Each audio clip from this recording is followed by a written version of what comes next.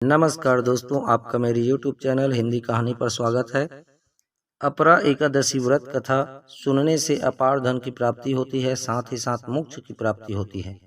अपरा एकादशी में हिंदुओं के लिए एक उपवास का दिन है, जो ज्येष्ठ के हिंदू महीने में कृष्ण पक्ष की एकादशी तिथि 11वें दिन को मनाया जाता है। ग्रेगोरियन कैलेंडर में अपरा एकादशी मई और जून के महीने में आती है। अपरा एकादशी व्रत करने पर मान्यता है कि व्यक्ति सभी पापों से मुक्त हो जाता है। इस एकादशी को अचला एकादशी के नाम से भी जाना जाता है और यह दिव्य शुभ फलों की कामना करती है।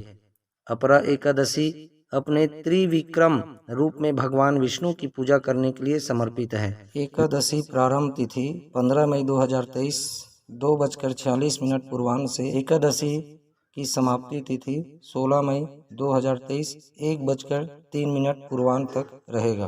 पारण समय 16 मई 6:41 पूर्वाह्न से 16 मई सुबह 8:26 पूर्वाह्न होगा।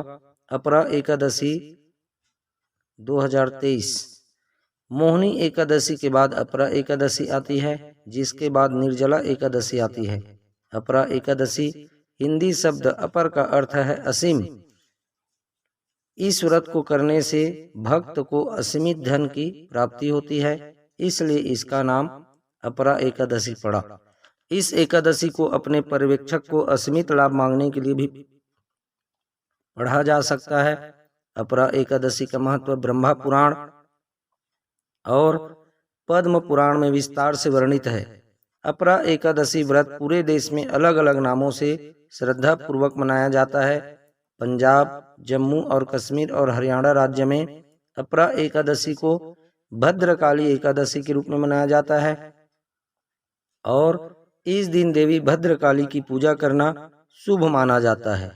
उड़ीसा में इसे भगवान जगन्नाथ के सम्मान में मनाई जाने वाली जल क्रीड़ा एकादशी के रूप में जाना जाता है। अपरा एकादशी व्रत कथा। आइए, शास्त्रों के अनुसार कथा इस प्रकार है। हजारों साल पहले महिध्वज नाम के एक दयालु उदार राजा रहते थे। उसका एक छोटा भाई था, क्रूर, अधर्मी और अन्यायी वज्रध्वज, जिस पर राजा ईर्ष्या का शासन करता था। वज्रध्वज हमेशा अपने भाई को हानि पहुंचाने के मूड में रहता था। एक दिन घृणा और कटु आक्रोश से प्रेरित होकर वज्रध्वज ने राजा महिध्वज को मारने का अवसर प्राप्त किया और उसके शरीर को एक जंगली पीपल के पेड़ के नीचे गाड़ दिया। अपनी निर्मम असामयिक मृत्यु के बाद राजा ने एक अनियंत्रित भूत का रूप धारण किया, जो पीपल के पेड़ से ऊधम मचा रहा था।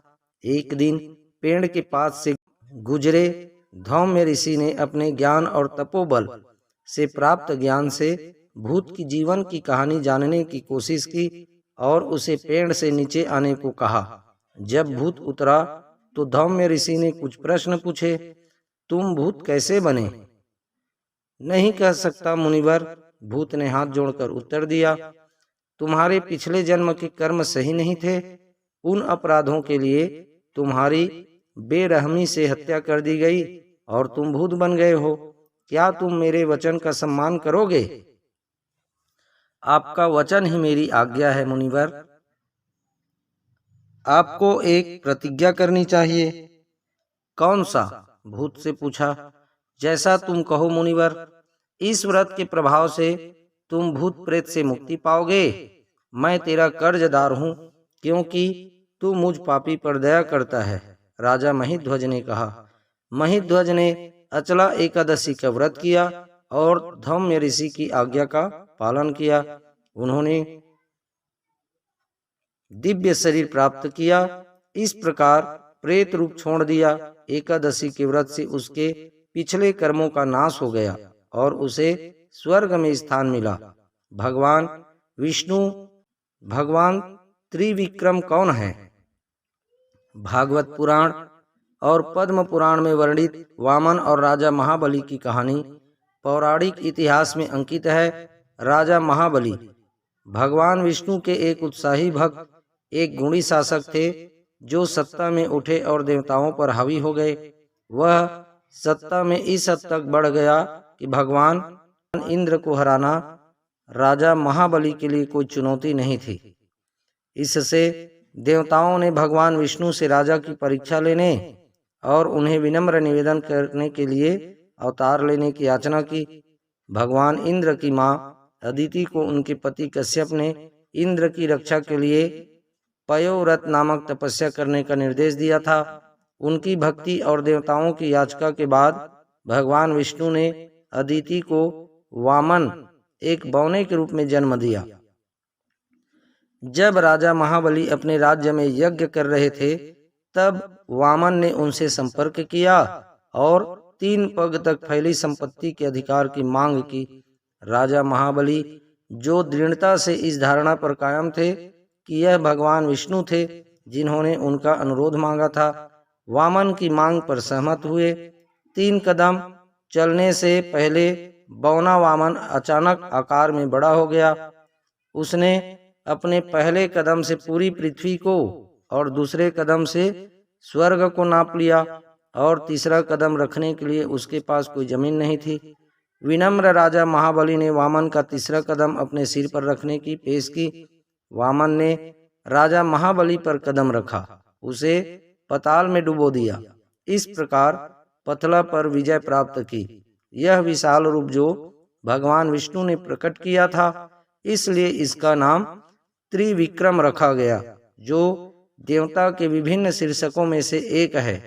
राजा महाबली के बलिदान के दौरान उन्होंने ईमानदारी से भगवान त्रिविक्रम से एक वरदान मांगा, जहां वह हर साल एक बार अपनी प्रजा की जांच करने और अपने लोगों की भलाई के लिए अपनी भूमि पर लौट सके।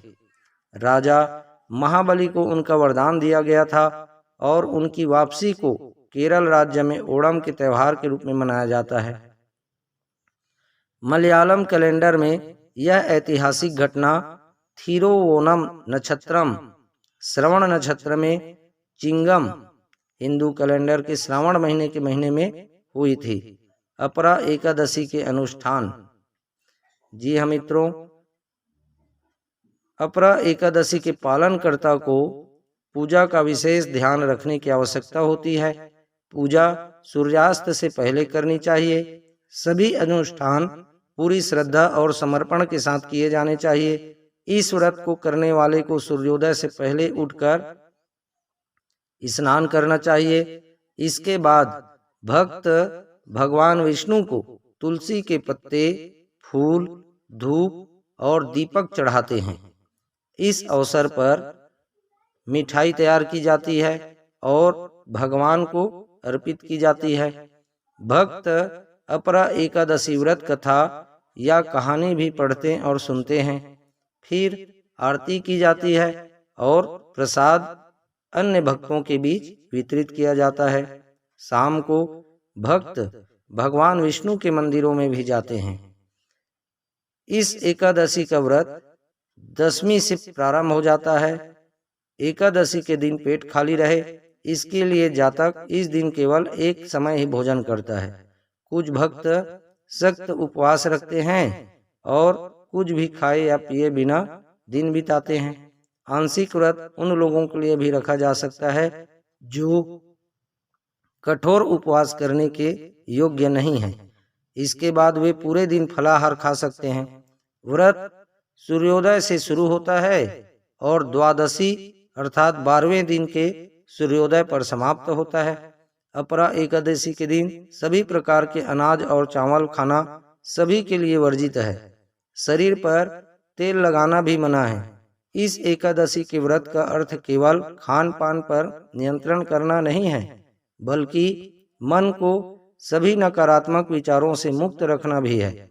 इस व्रत को करने वाले को झूठ नहीं बोलना चाहिए और दूसरों के बारे में बुरा नहीं बोलना चाहिए।